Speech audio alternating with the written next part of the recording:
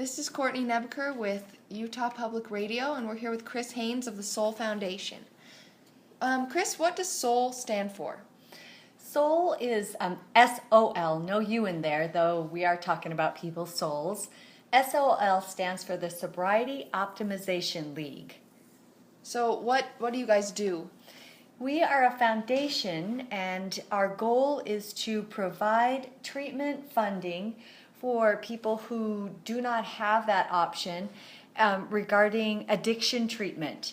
Treatment that might be detox, might be therapy, might be intensive outpatient therapy or residential treatment or sober living, any variety of treatments that are out there for people with addictions that don't have the funds to be able to pay for that treatment.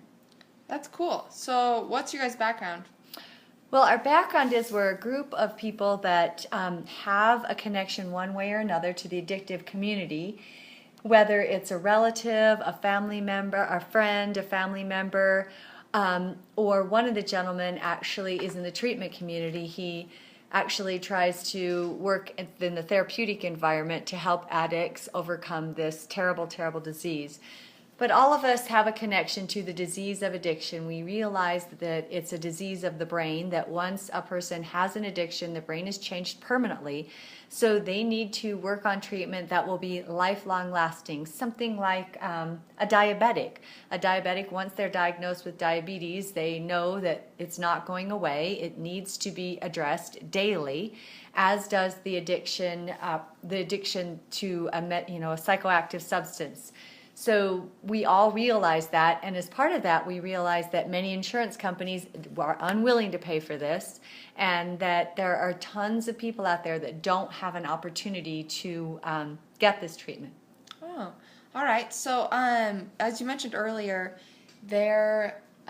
each person in this foundation that is working with it on the board, they all have a relationship with someone, or they themselves have had an addiction problem. Is that right? Yes, so they have a close-up understanding of how hard it is to treat this disease, and for many of them, how expensive it can be.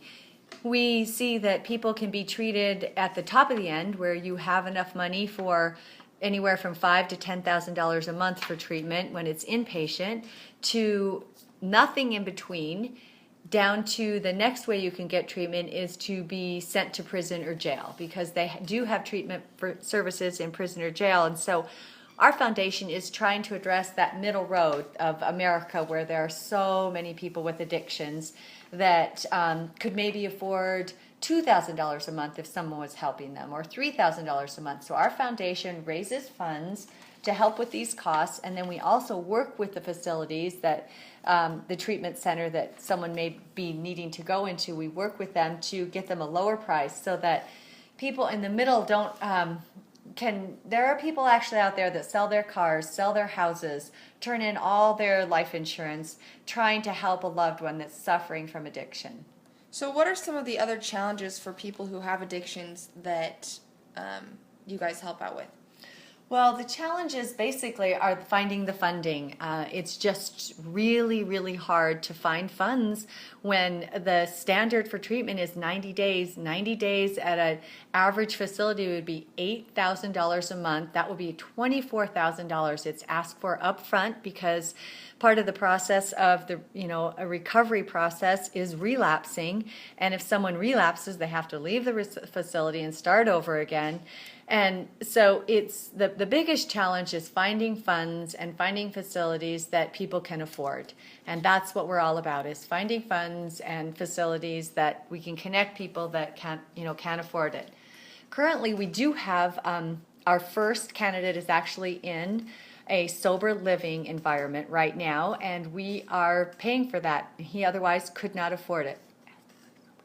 What is sober living? Sober living would be the step that people take after they've been in residential treatment. It's an in-between. They aren't out living on their own, and they're not in a residential treatment facility. While they're in a sober living, they're still have very specific things like hours they have to be in, guests that they can have in, job times that they have to have a certain amount of hours. So they're still kind of seen and connected with the the therapeutic community, but they're starting to be out on their own so they can progress to being independent and still being able to function and treat themselves for this addiction. That's cool. So if someone wants to get a hold of you or contact you to either donate or learn more about this foundation, how would they go about doing that? Well, the best way for them to contact us would be on the internet, the SOL, no U in there, the Soul Scholarship Foundation.blogspot.com. And they could also reach me on my initial contact, which is Christina Haynes at 801-209-9300, and we could connect them. One thing I want to let the audience and your listeners know is that no one is paid in this foundation. None of the funds that come in go to any type of salary for anyone. Everything that we receive is actually applied to the scholarships, to the individuals that need help with treatment for addiction. So again, the way to connect us is the SOL Scholarship Foundation.blogspot.com or Chris Haynes at 801-209-9300. All right, this is Utah Public Radio, and we were great having Chris on here, and we will see you tomorrow.